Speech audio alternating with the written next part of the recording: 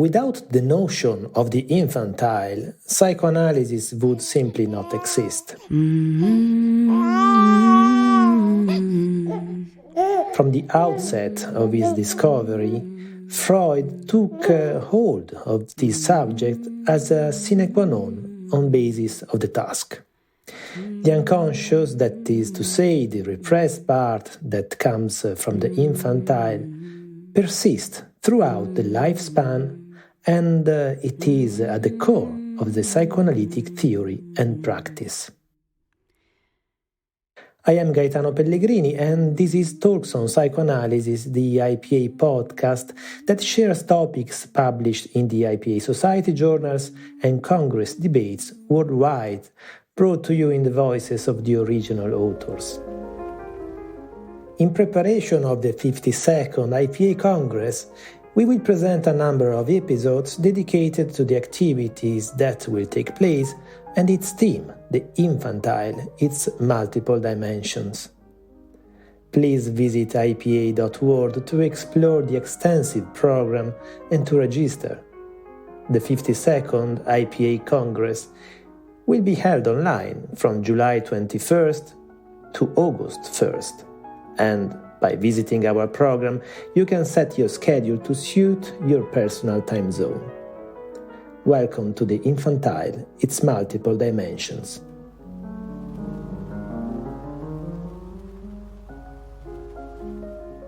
Dear colleagues and friends, you have surely recognized the Opus 12 Fantasy by Robert Schumann. We choose it to introduce the theme of our panel at the next International Psychoanalytic Congress that you know will be virtual instead of our planned Vancouver Congress. The COVID pandemic changed our lives and therefore our wish to meet at that wonderful city. Hoping future in-person meetings as soon as possible, Stefano Bolognini, who will be the chair, Paula Ellman, Nancy Goodman, and Douglas Chavis, the presenters, and I, Abel Fainstein, one of the discussants, that we are here sharing this podcast, as well as Dana Birksted-Breen, the other discussant, cordially invite you to the virtual Congress, and especially to our panel about the infantile and its dimension in the finding of unconscious fantasy. The infantile is always present in the child, in the adult, in dreams, and in waking life. Clearly, the infantile is present in transference, countertransference. This panel will look closely at the place of the infantile in the forces of the mind, in unconscious fantasy, and in development and in treatment relationship.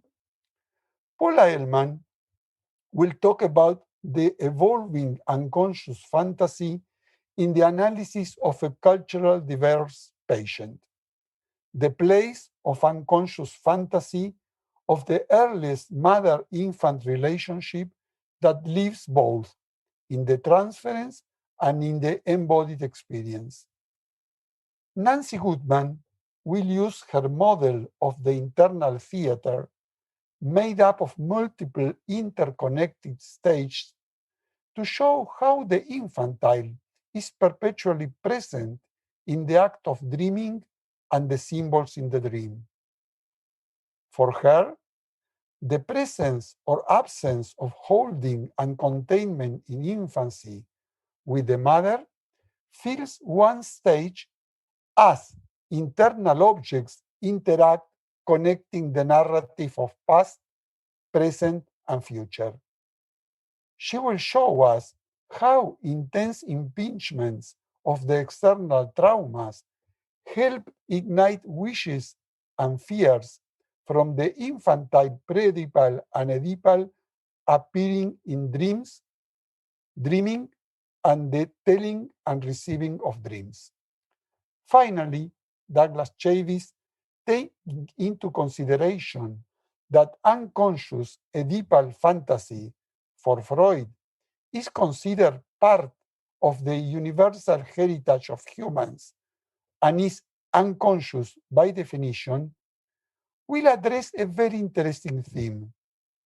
What is its significance and what does it mean when a fantasy that is theoretically supposed to be unconscious is, in a non-psychotic person, totally conscious? What are the unconscious stirrings behind the conscious fantasy? Stefano, Paula, Douglas, would you like to greet in these short minutes and add some information to our audience? I am Stefano Bolognini from Italy. As chair, I will be happy to present this inter-regional panel and to facilitate the author's dialogue with the audience, both regarding the rich clinical material and the theoretical contribution on such an exciting and transversal topic. I think that the IPA Congress, capable of connecting analysts from all over the world, is the most appropriate venue for a high-level scientific exchange between scholars who will give voice to different psychoanalytic cultures in an atmosphere of cross-fertilization. We look forward once again to working together. See you. Arrivederci. I am Paula Ellman from Washington, D.C. area. Thank you, Stefano and Abel, for your enriching comments and introductions. I will be presenting on an analysis of a culturally diverse middle-aged patient, child of a single mother with a drug-addicted older brother. The patient began analysis with a focus on tumultuous relationships and a dysregulated body and lifestyle. Working with this patient warrants attention to the current concept of intersectionality, as psychoanalysis is now taking on the consideration of socio-political, racial sectors of our world in our examination of the intrapsychic. My current work in the IPA, chairing both the Intercommittee on Prejudices and Race and the Committee on Women in Psychoanalysis, has involved my deep consideration of the interplay of culture, race, and gender with the intrapsychic. The early dyad, of course, has a socio-historical context and becomes a carrier of that context. I introduced the idea of a colonized mind rooted in the early mother-infant dyad and in trauma.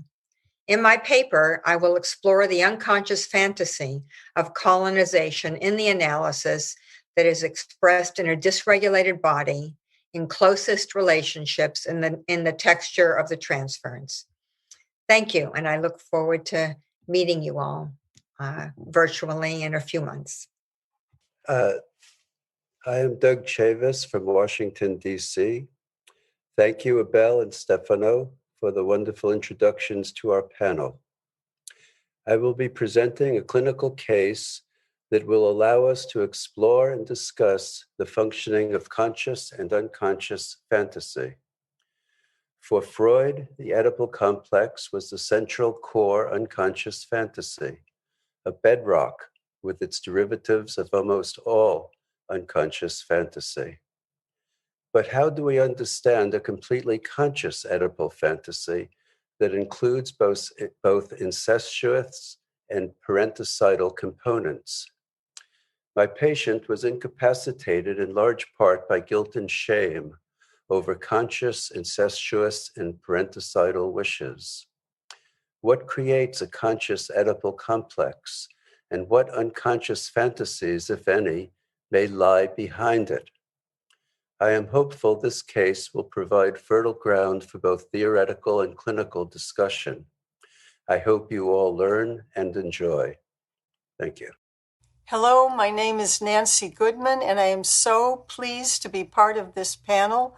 I think we're going to have a wonderful time discussing the relationship of the infantile to the finding of unconscious fantasy. This is the work that we do.